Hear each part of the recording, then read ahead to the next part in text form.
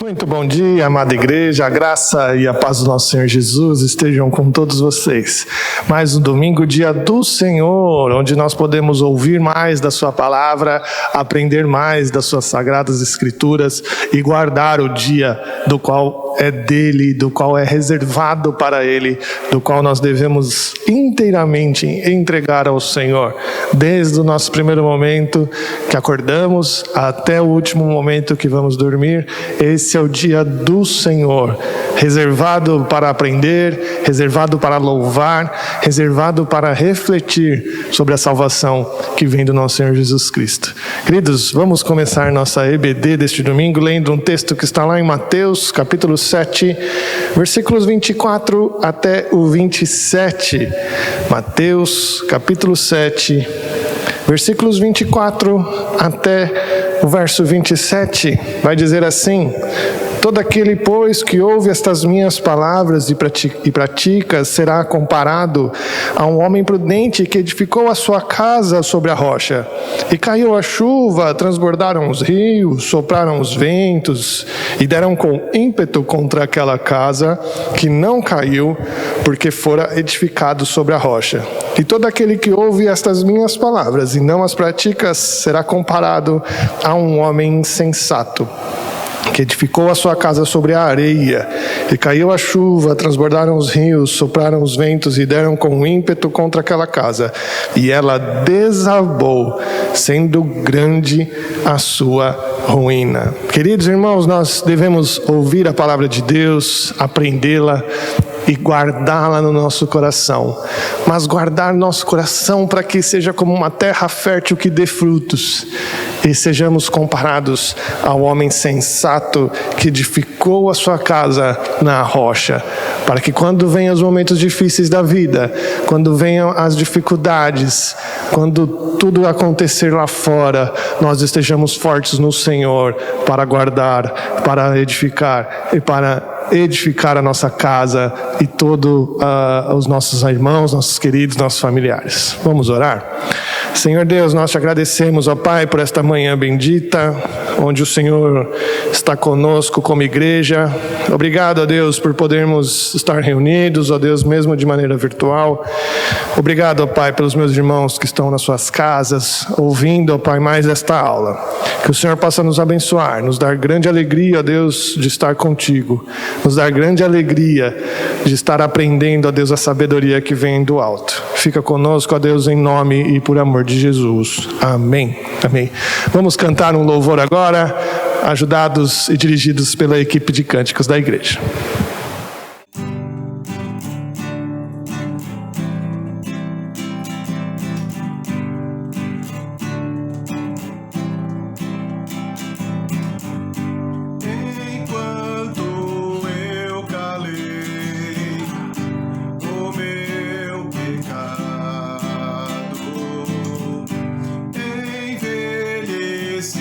Eu sei de tão cansado.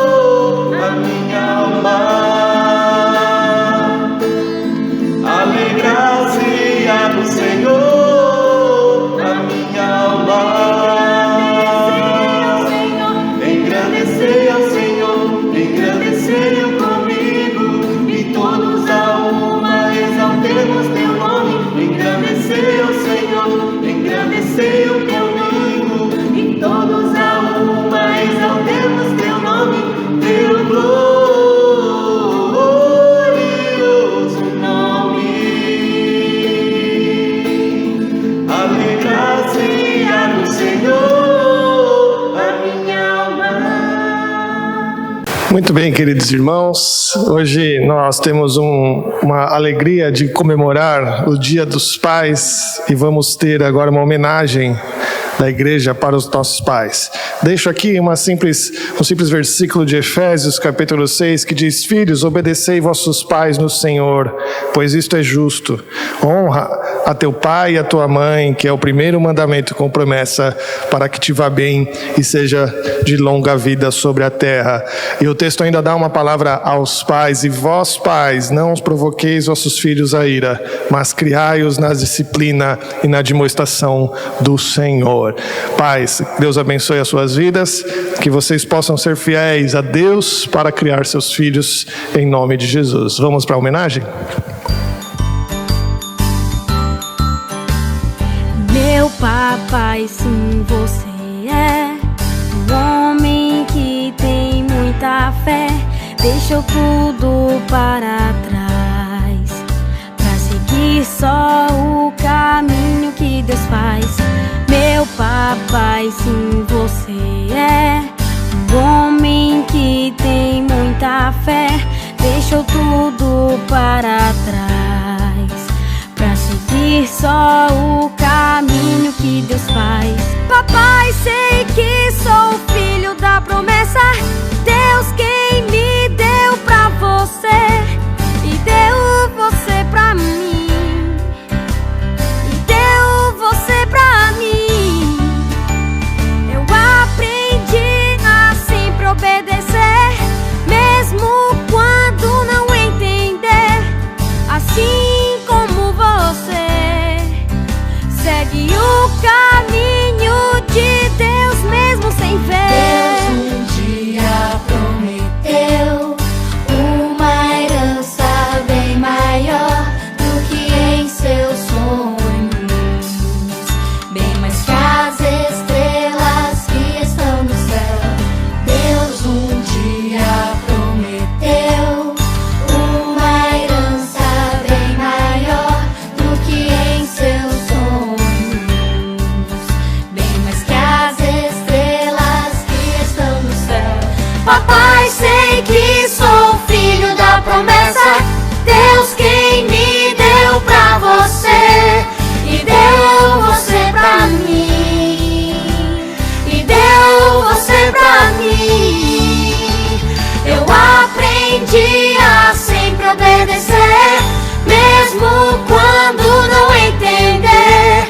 Assim como você segue o caminho de Deus mesmo sem ver. Gostou da música? Então conheça o nosso DVD. Minha vida é uma viagem.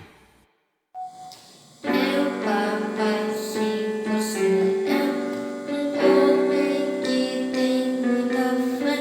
Deixou tudo para trás pra seguir só o caminho que Deus faz. Meu papai, sim, você é um homem que tem muita fé. Deixou tudo para trás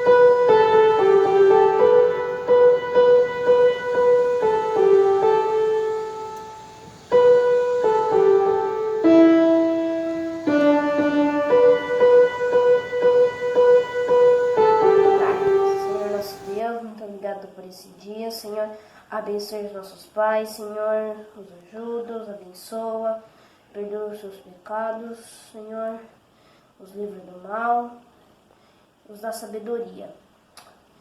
Dê sabedoria para nos ajudar, nos ensinar. Em nome de Jesus, amém.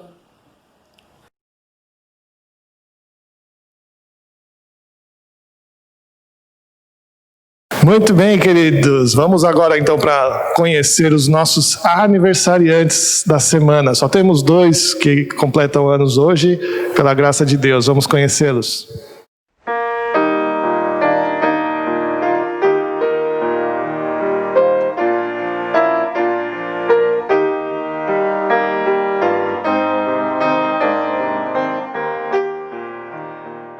Muito bem, queridos, vamos orar pela vida dos nossos aniversariantes. Então, Senhor Deus, querido e eterno Pai, abençoe nossos irmãos, nossas irmãs que fizeram aniversário esta semana, que o Senhor dê a tua graça, a tua grata alegria, ó Deus, que o Senhor abençoe-os, encha-os do teu Espírito, ó Deus, e que eles possam se sentir cada vez mais amparados pelo Senhor, ó Deus, e amparados pela tua igreja, que é o teu corpo vivo aqui na terra. Nós te agradecemos, ó Senhor, por tudo, em nome de Jesus.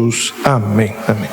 Muito bem, queridos, vamos agora para a nossa aula, que o Senhor possa nos abençoar e nos edificar com a sua palavra. Amém. Até logo. Olá, queridos irmãos. Vamos continuar a estudar o livro Coronavírus e Cristo, de John Piper. Gostaria que nós orássemos primeiro para começar o nosso estudo, a nossa meditação. Ó Deus, nós te pedimos que tu orientes a nossa mente, o nosso coração, para refletirmos sobre a tua obra na criação e no ser humano através do sofrimento. Ó Deus, tu és exaltado, adorado, tu és Deus, tu tens todo o poder e tu tens um propósito para todas as coisas. E nós nos submetemos a ti, Senhor, nos rendemos a ti e queremos aprender mais para podermos cada vez mais ver a beleza dos teus propósitos, da tua criação, da tua direção para o mundo e para a humanidade. Seja louvado a Deus e engrandecido através da meditação do nosso coração. No nome de Jesus. Amém. Vamos abrir as nossas Bíblias no Salmo 104, que tem como título Louvor ao Deus Criador. E ele diz: bendize, ó minha alma, o Senhor, Senhor Deus meu, como tu és magnificente, sobrevestido de glória e majestade, coberto de luz como de um manto. E vem falando de todas as obras de Deus, de tudo aquilo que Ele controla, que Ele faz. E no versículo 27 fala assim: todos esperam de ti que lhes dês de comer a seu tempo. Se lhes dás, eles o recolhem. Se abres a mão, eles se fartam de bens. Se ocultas o rosto, eles se perturbam. Se lhes cortas a respiração, morrem e voltam ao seu pó. Envias o teu espírito, eles são criados, e assim renovas a face da terra. A glória do Senhor seja para sempre. Exulte o Senhor por suas obras. Eu quis ler esse texto do Salmo 104, porque nós nunca podemos perder de vista que Deus está no trono. Deus está no controle. Deus governa todas as coisas conforme o conselho da sua vontade, que está lá em Efésios 1:11. E se esse surto de coronavírus, com toda a sua devastação, estiver como está em suas santas, justas, boas, sábias mãos, então o que Ele está fazendo? Quais são os seus propósitos? É essa reflexão, é para essa meditação que nós vamos estar entrando agora. Quais são os propósitos de Deus? Só que antes de entrar nos propósitos de Deus, o autor fala em 2 pontos. O primeiro é que nós não devemos confiar no homem. A Bíblia diz que quem confia no próprio entendimento é tolo. E Provérbios 3:5 diz assim: confie no Senhor de todo o seu coração e não se apoie no seu próprio entendimento. Nós somos finitos, pecadores, culturalmente condicionados e moldados e deformados por nossos genes, fomos gerados em pecado, né? Em pecado me concebeu minha mãe, como diz o salmista, né? Então, do nosso coração, da nossa mente, tudo aquilo que surge em nós são cheias de justificativas próprias em prol do nosso próprio interesse, das nossas próprias preferências. Portanto, a reflexão para descobrirmos o que Deus está fazendo não pode se basear no nosso entendimento. Isaías 2:22 fala assim: parem de confiar no homem cuja vida não passa de um sopro em suas narinas. Que valor ele tem? É interessante que quando eu li esse versículo, a conexão desse versículo com o Covid-19. O Covid-19, ele ataca principalmente o pulmão, a respiração, a queda do oxigênio. Deus diz: parem de confiar no homem cuja vida não passa de um sopro em suas narinas. Que valor ele tem? Eu li o Salmo 104, que diz, né, que se ocultas o rosto, eles se perturbam. Se lhes cortas a respiração, morrem e voltam ao seu pó. Nós somos passageiros, como diz Tiago, como uma neblina que aparece e logo se desvanece, né? Não podemos confiar na nossa própria reflexão, não podemos confiar no nosso coração, não podemos confiar na nossa mente. Mas então, é presunção a gente buscar respostas, né, para o que Deus está fazendo? É presunção para o autor escrever esse livro? E ele mesmo responde com vários textos muito claros das Escrituras. Não é presunçoso porque Deus falou nas Escrituras cristãs. Não é presunçoso porque Deus se inclinou a falar em palavras humanas para que possamos verdadeiramente, embora parcialmente, conhecê-lo e conhecer seus caminhos. Não porque Deus derramou a sua graça abundantemente sobre nós em toda sabedoria e entendimento. Ele nos revelou o mistério da sua vontade. Paulo está confessando isso. Esses textos foram retirados de Efésios 1, 8 e 9. E Paulo ainda diz: ao lerem o que escrevi, em Efésios 3, 4. Ao lerem o que escrevi, poderão entender a minha compreensão do mistério de Cristo. Então, Deus nos deu as Escrituras, Deus nos deu a sua palavra, e ela é a nossa rocha para que nós possamos embasar todo o nosso pensamento, toda a nossa busca de resposta. Então, o primeiro ponto é que não dá para confiar na gente, não dá para nós ficarmos lá, deve ser isso, deve ser aquilo, eu acho isso, eu acho aquilo. Nossa base deve ser Deus na sua palavra, Jesus na Escritura. E o segundo ponto é que Ele está sempre fazendo 1 bilhão de coisas que não sabemos, ou seja, não temos respostas, temos reflexões, temos sinais de Deus, temos a orientação da sua palavra, mas Deus está fazendo bilhões de coisas.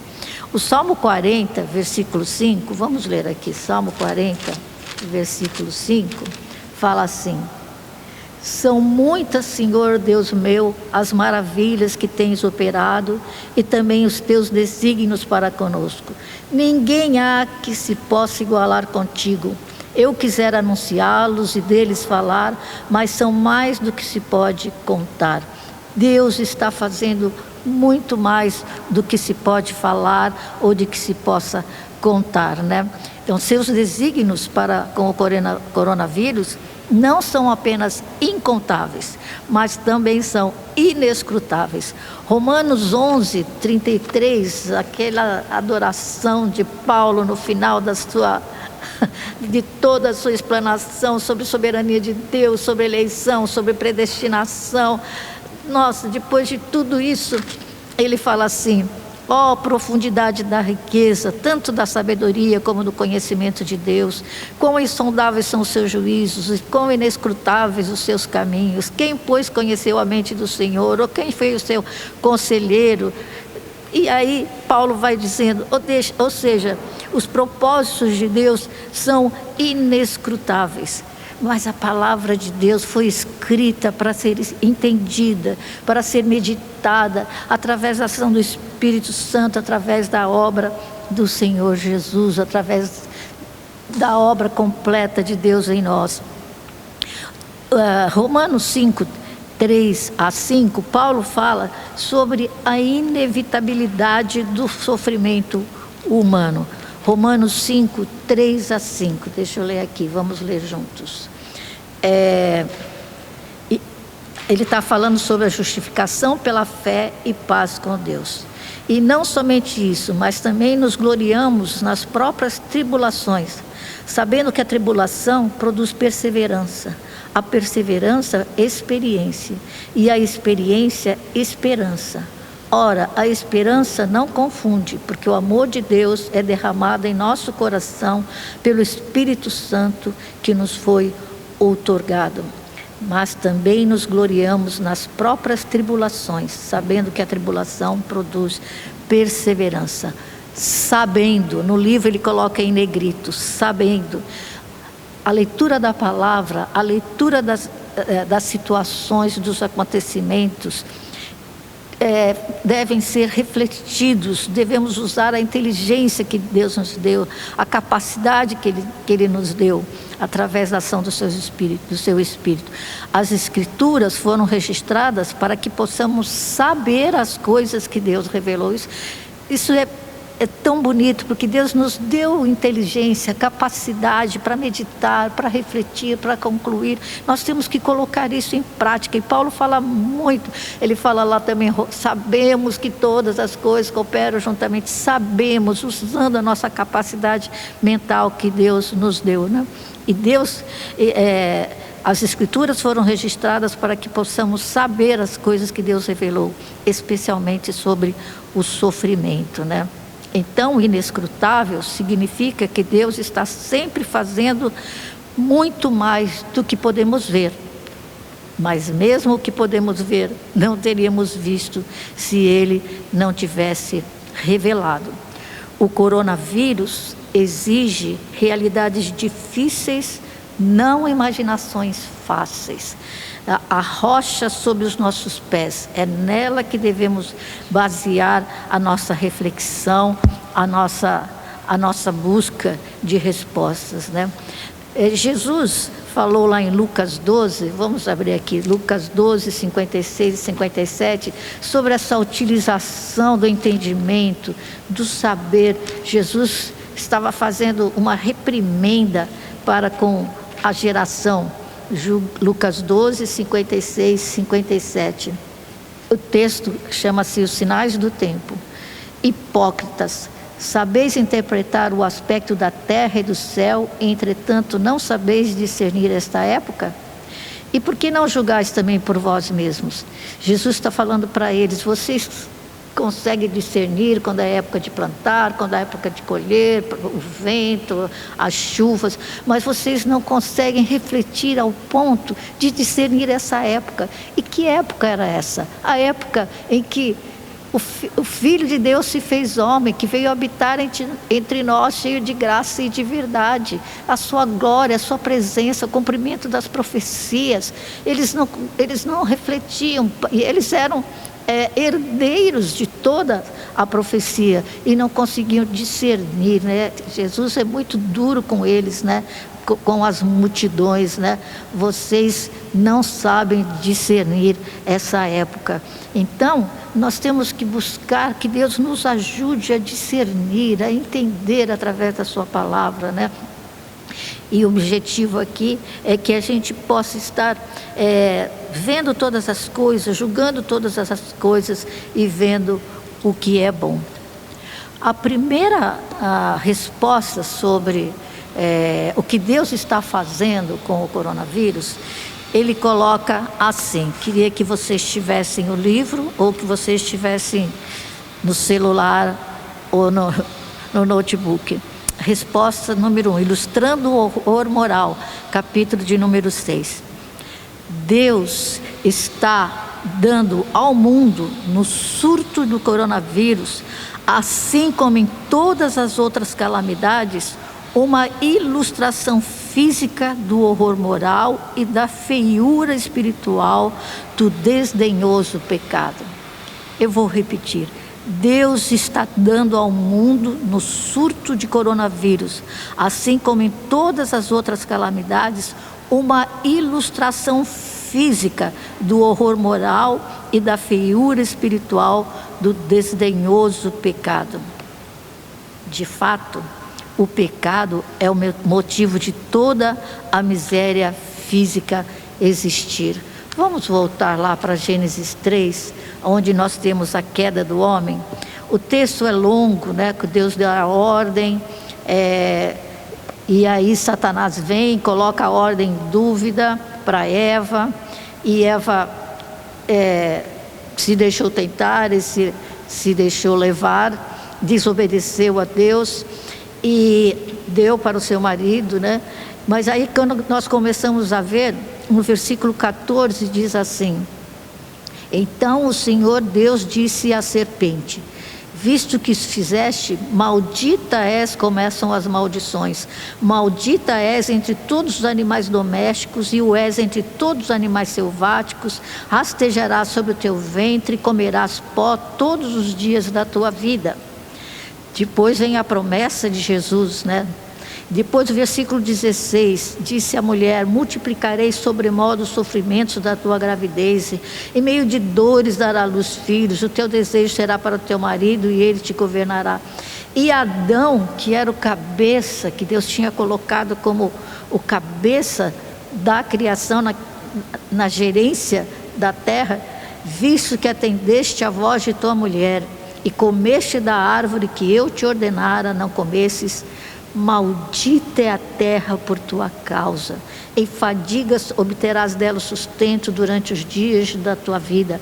Ela produzirá também cardos e abrolhos, e tu comerás a erva do campo, no suor do rosto comerás o teu pão, até que tornes a terra, pois dela fostes formado, pois tu és pó e ao pó tornarás. Nossa, quando eu fico pensando em Adão, ouvindo essa palavra de Deus, né? Deus tinha colocado Adão e Eva, Adão primeiro, dado uma ajudadora, Deus tinha dado a ordem deles cuidarem da terra, delas fazerem a terra crescer. Deus tinha dado tantas coisas para eles, e agora, por causa do pecado, porque eles se renderam à sugestão de Satanás, Deus fala: maldita é a terra por tua causa. Nossa, de fato o pecado é o motivo de toda a miséria física existir.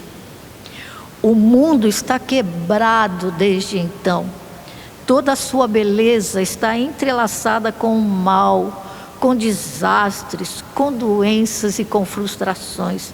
Deus criou o mundo perfeito.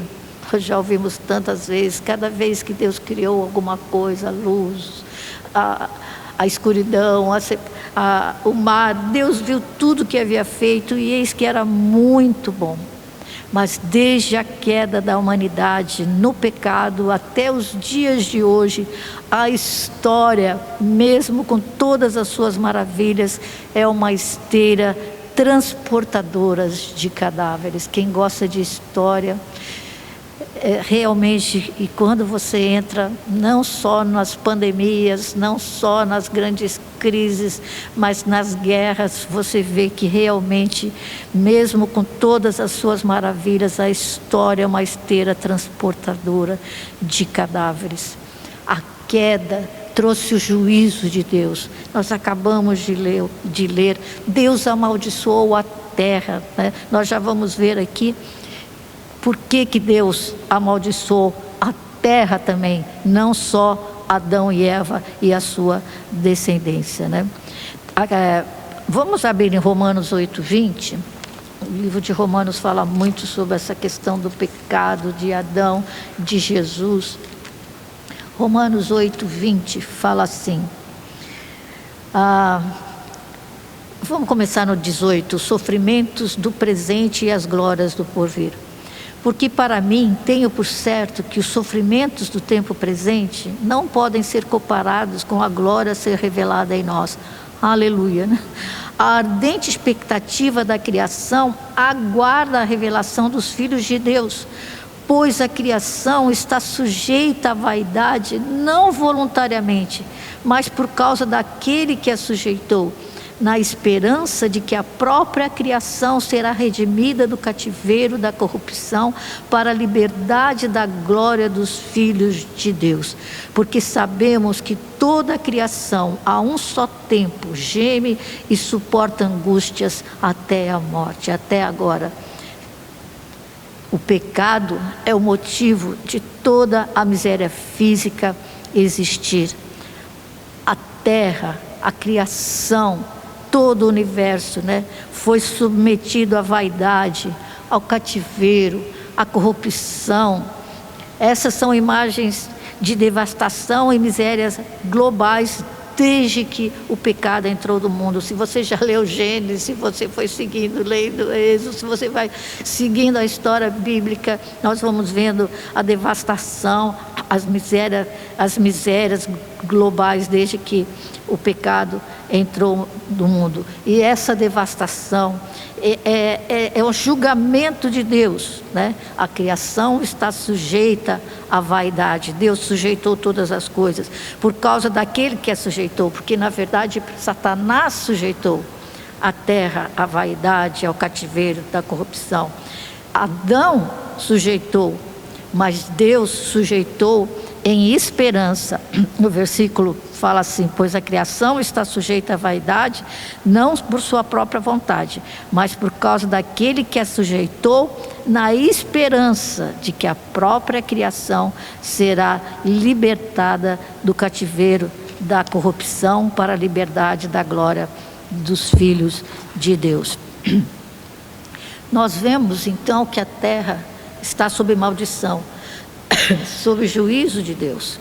E esse juízo de Deus cai também sobre os seus filhos, Embora nós lemos aqui, mas por causa daquele que a sujeitou, na esperança de que a própria criação será libertada para a liberdade da glória dos filhos de Deus, os filhos de Deus também foram sujeitos a toda a maldição, a todo o juízo de Deus. Mas Deus tem um plano deslumbrante para uma nova criação. Apocalipse 21:4, onde Ele enxugará dos olhos toda lágrima. Sim, Deus tem um propósito final para os seus, mas por enquanto estamos todos sob o seu juízo. Ele submeteu o mundo à morte, tragédia e miséria. Sim, os seus filhos também, mesmo aqueles a quem Ele predestinou.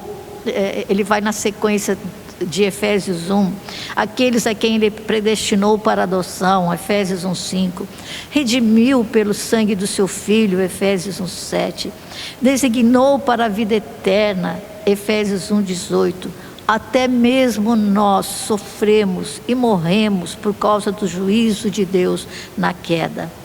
Nós que temos as primícias do Espírito, igualmente gememos em nosso íntimo, aguardando a adoção de filhos, a redenção do nosso corpo. Romanos 8:23. Nós que temos as primícias do Espírito, igualmente gememos em nosso íntimo, aguardando a adoção de filhos, a redenção do nosso corpo. Cristãos são atingidos pelos sofrimentos, são atingidos pelos tsunamis, são mortos em ataques terroristas, são degolados, são oferecidos como sacrifícios. Cristãos pegam o coronavírus. Só que para os cristãos, o sofrimento não é punição, mas é purificação. Deus não nos destinou, não nos chamou para a ira, mas para um novo e vivo caminho, A dor para nós é purificadora, não punitiva. Romanos 8:1, nós estamos aqui já em Romanos 8, fala assim: agora, pois, já nenhuma condenação há para os que estão em Cristo Jesus. Para os cristãos, o sofrimento, a morte, a tribulação, todas essas coisas, toda essa maldição que veio sobre a terra, não é punição, mas é purificação. Nós morremos de doenças e desastres como todo ser humano, mas para aqueles que estão em Cristo, o aguilhão da morte foi removido. 1 Coríntios 15, 55, nós quase que sabemos de cor, mas vamos ler para sermos bem claros, né? Aliás, Paulo está falando sobre a ressurreição, mas capítulo 15 fala sobre a ressurreição de Cristo, que é o penhor, a garantia da nossa ressurreição. E ele fala assim, e quando este corpo, versículo 54, e quando este corpo corruptível se revestir de incorruptibilidade, e o que é mortal se revestir de imortalidade, então se cumprirá a palavra que está escrita: tragada foi a morte pela vitória. Onde está, ó morte, a tua vitória? Onde está, ó morte, o teu aguilhão? O aguilhão da morte é o pecado, e a força do pecado é a lei. Graças a Deus que nos dá a vitória por intermédio de nosso Senhor Jesus Cristo.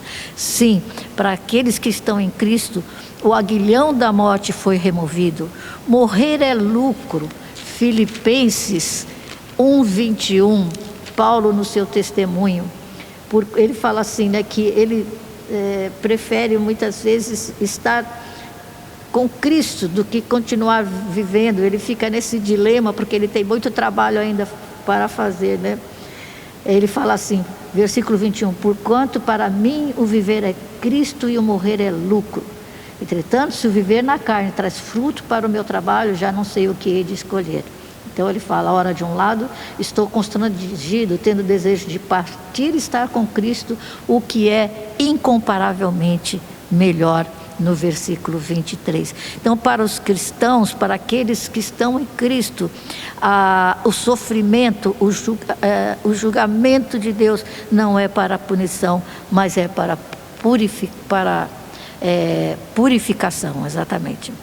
Dentro desse escopo de reflexão, nós temos a questão de Satanás.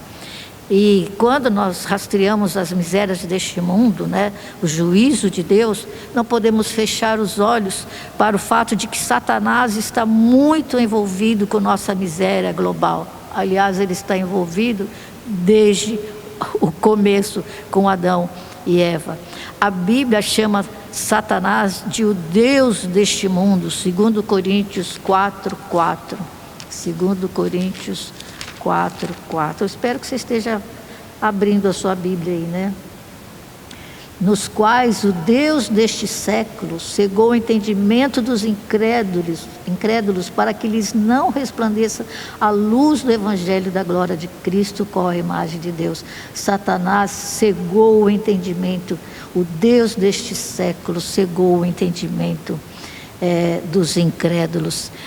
Satanás é chamado príncipe deste mundo, João 12:31, é até meio estranho, né, que Jesus falou isso.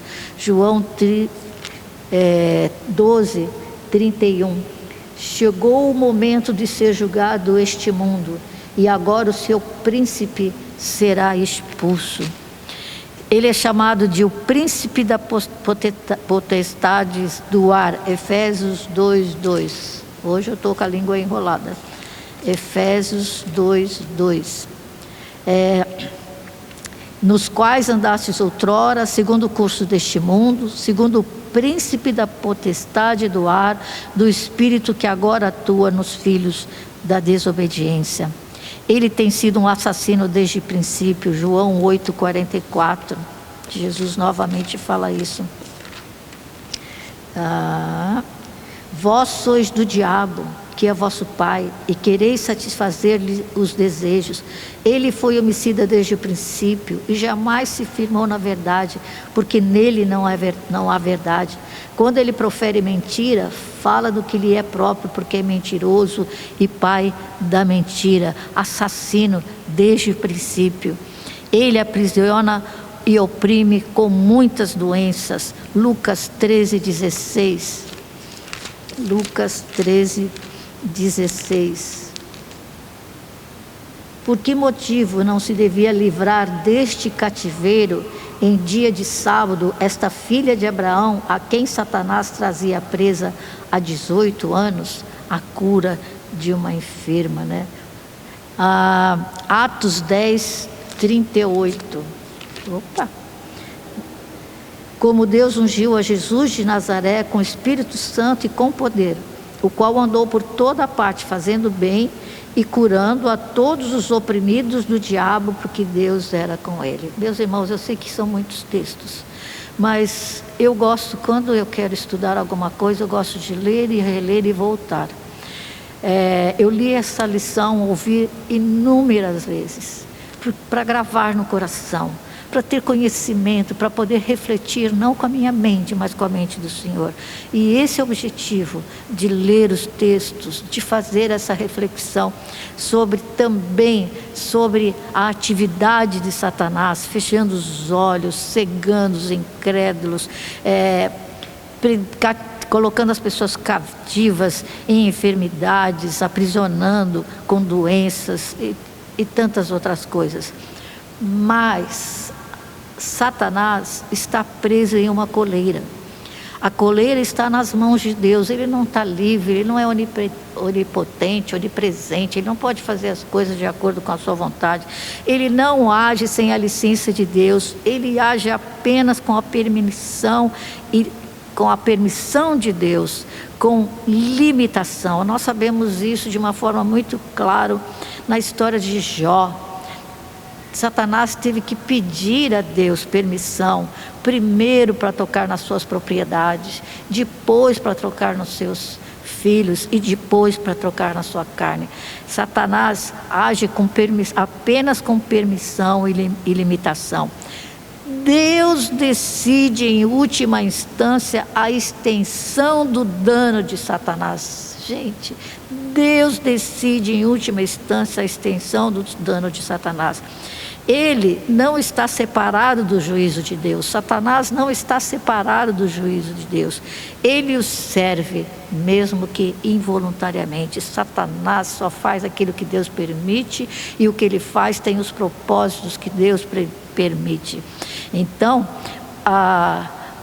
o sofrimento, todas as coisas que acontecem, pandemias e tsunamis e tudo mais, vem como resultado do pecado. Deus amaldiçoou a terra. Nossa, maldita é a terra por tua causa.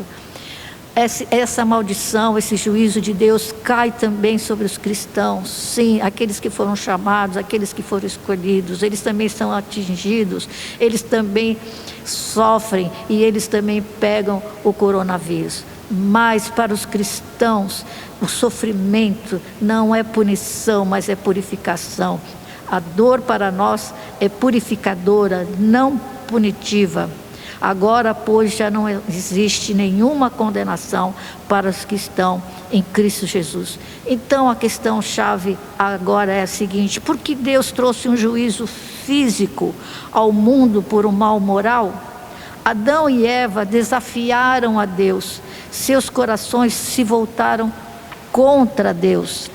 Eles preferiram sua própria sabedoria à dele. Eles escolheram independência e não confiança. Quando eu estava lendo aqui, eu estava lembrando que muitas vezes a gente ouve pessoas falarem: mas Adão pecou, Eva pecou 2020 anos antes, e o que eu tenho com isso? Qual é a minha participação nisso? Primeiro, que Deus cuida da humanidade de forma representativa. Adão e Eva nos representavam no paraíso, e Jesus nos representa na salvação. Primeiro, por causa disso. E segundo, que nós perpetuamos essas atitudes, nós perpetuamos o pecado. Eu já ouvi o meu filho mesmo falar: nós não precisamos voltar a Adão e Eva, é só olhar para nós, Nós preferimos a nossa própria sabedoria, a sabedoria de Deus. Nós escolhemos a nossa independência, viver do jeito que a gente quer e não obedecer aos princípios da palavra de Deus. Nós preferimos confiar em nós mesmos do que confiar em Deus. Nós desafiamos, nós escolhemos o mal espiritual e moral. esse pecado foi primeiro na alma, não no corpo. Foi primeiro em direção a Deus e não ao homem. Então, por que se a rebelião moral e espiritual é interior, não é exterior, né? Porque Deus submeteu o mundo físico ao desastre e à miséria. Por quê? Por que não deixar o mundo físico em boa ordem e trazer miséria à alma humana, já que foi aí que tudo começou? Por que Deus não deixou tudo perfeito como Ele tinha criado, né? E só trazer maldição, juízo e sofrimento para o homem? Porque a criação não dá para desassociar a criação do homem. Porque eu fico pensando, mesmo com a maldição sobre a terra é linda. Nós lemos o Salmo 104, se você quiser depois ler o Salmo inteiro, e fala, quão belas, Senhor, são as tuas obras. Fala dos animais, aqueles que vivem e fazem as suas atividades de dia, aqueles que vivem e fazem as suas atividades de noite. A criação é magnífica, o mar, o céu, as trovoadas, as tempestades, tudo é magnífico, mesmo com a terra maldita. Imagina tudo isso perfeito, o ser humano jamais ia descobrir um pouco das consequências, da gravidade do seu pecado, né? Então, por que não deixar o mundo físico em boa ordem, trazer miséria à alma humana, já que foi aí que tudo começou? E aí vem a resposta, a primeira resposta que John Piper nos oferece. Ele fala, aqui está a minha sugestão. Deus amaldiçoou o mundo físico para que os horrores físicos que vemos ao nosso redor, em doenças e calamidades, se tornasse uma ilustração vívida de quão horrível é o pecado. Vocês entendem isso? Deus amaldiçoou o mundo físico para que os horrores físicos que vemos ao nosso redor, em doenças e calamidades, se tornasse uma ilustração vívida de quão horrível é o pecado.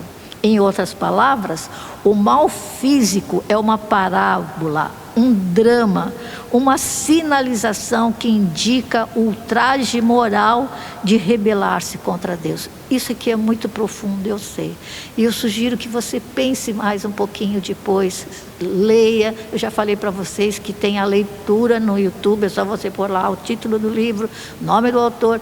Tem lido, a voz da pessoa que lê é muito agradável. Você pode estar fazendo alguma atividade e está ouvindo, tem os capítulos, porque realmente o mal físico, todas as pandemias, todos os tsunamis, todos os sofrimentos, toda a morte, toda a doença, é uma parábola, um drama, uma sinalização que indica o ultraje moral de rebelar-se contra Deus. Quão terrível é!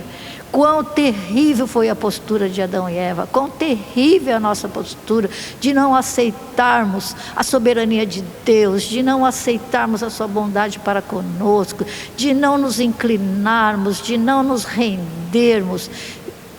É só através do sofrimento, é só através de todas as tribulações que Deus está mostrando de alguma forma quão terrível é essa rebeldia do homem contra Deus. Então ele fala assim, né? Por que isso? Porque isso é adequado, né? Porque na nossa condição atual, após a queda, cegados pelo pecado, como nós lemos agora, não podemos ver ou sentir como o pecado contra Deus é repugnante. Nós não conseguimos sentir a profundidade disso.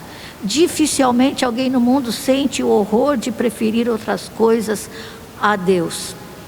Mas quando Deus toca nas nossas coisas, quando Deus toca nos nossos interesses, e principalmente quando Deus toca na nossa saúde, na nossa vida, aí nós ficamos indignados, né? Se Deus tocar nos nossos corpos. Estou me lembrando de Jó também, né? Primeiro ele perdeu os bens, depois os filhos e depois a sua saúde. E a tentação de Satanás, quando ele falou com Deus, ele falou assim: tá certo, foram os filhos, foi os bens, mas ele está bem, toca na sua vida para ver se ele não se rebela, se ele não se volta contra ti. Realmente tocar no nosso corpo é muito difícil, né?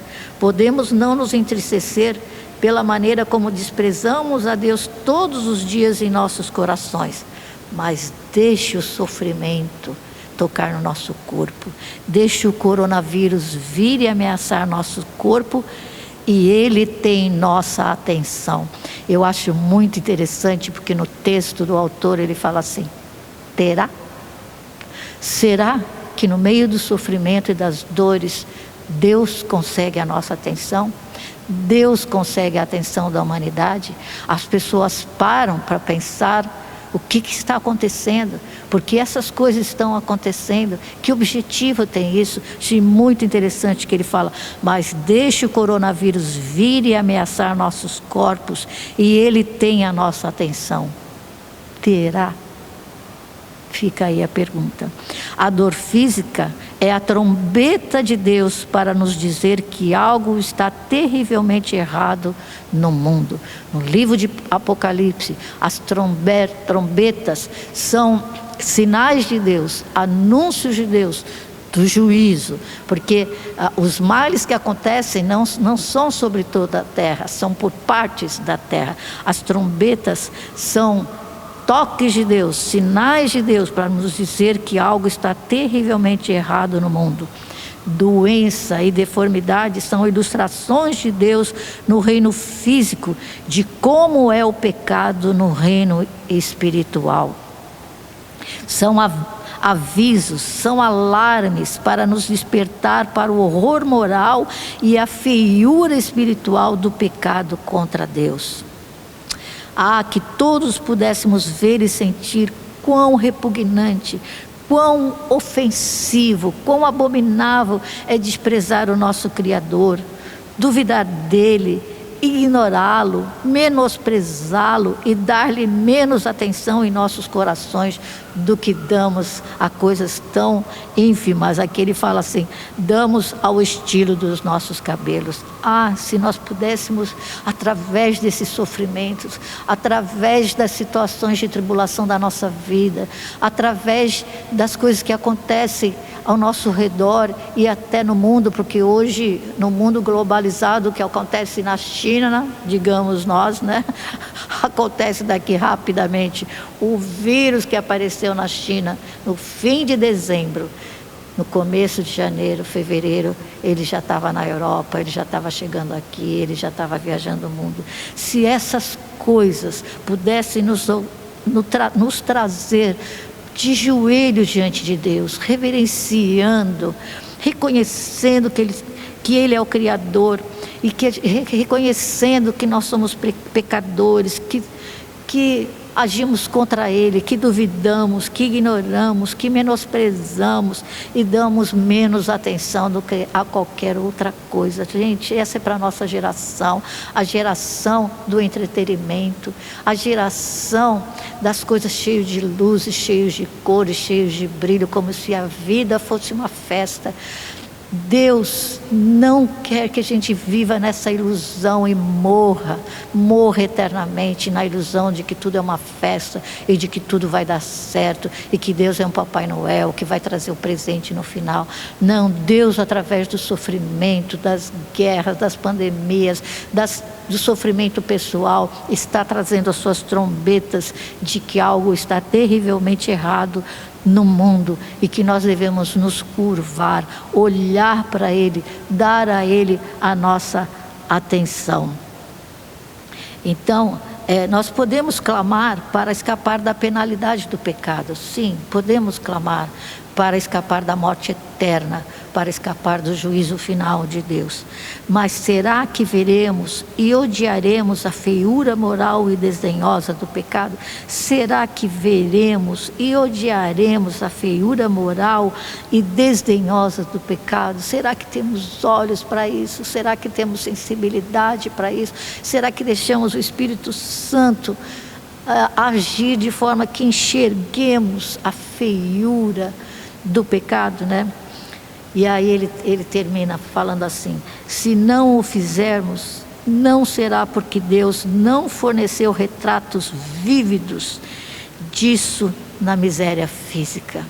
Se a gente não se curva, se a gente não enxerga, não é porque Deus não trouxe os seus sinais, as suas trombetas, retratos vívidos na miséria física, como o coronavírus, como guerras, como toda a sorte de calamidades. Portanto, Deus está misericordiosamente clamando nesses dias. Deus está clamando, acorde. O pecado contra Deus é assim, é mais feio do que isso ainda. É horrível, é feio e muito mais perigoso do que o coronavírus. Vamos orar, irmãos. Ó Deus, a Tua palavra, a reflexão nela é tão preciosa, Senhor. O Teu Espírito nos dá entendimento, nos dá clareza. Esclarece aqueles que tiveram muitas dúvidas, esclarece aqueles que gostariam de saber mais, que eles possam buscar entendimento, que eles possam procurar as pessoas para ajudá-los a raciocinar. Mas o Senhor é maravilhoso, o Senhor tem profundidade para nós, o Senhor tem belezas para nos revelar através da Tua palavra, mesmo que seja através de coisas tão feias como a realidade do pecado, da maldição da terra, de toda a criação, da consequência da morte e sem Jesus da morte eterna. Ó Deus, ajuda-nos a ver através do coronavírus, através desse número imenso de pessoas que morreram, e número imenso de pessoas nas UTIs. Ajuda-nos a ver, Senhor, o Senhor mostrando, tocando a trombeta, dando sinais, misericordiosamente, mostrando para nós que esse é o resultado do pecado, que precisamos olhar para Ti, que precisamos Te buscar a Tua direção, nos prostrar diante de Ti, aceitar o Senhor, aceitar a Tua vontade. Ó Deus bendito, faz a Tua obra em nós, age em nós enquanto estudamos, enquanto meditamos, enquanto oramos. Vai falando, vai esclarecendo as nossas mentes, Senhor, e ajuda-nos, Senhor, a ficar firmes em Ti, seguros em Ti, porque realmente o coronavírus não é o pior dos sofrimentos, não é a pior morte é a morte eterna, é ir para o inferno, é não estar contigo nos céus. Dá-nos esse discernimento para a nossa vida e para a vida das pessoas que estão ao nosso redor, Senhor, e que possamos tomar atitudes através desse conhecimento. Ó Deus, nós oramos no Teu nome e no nome do Senhor Jesus. Amém, Senhor.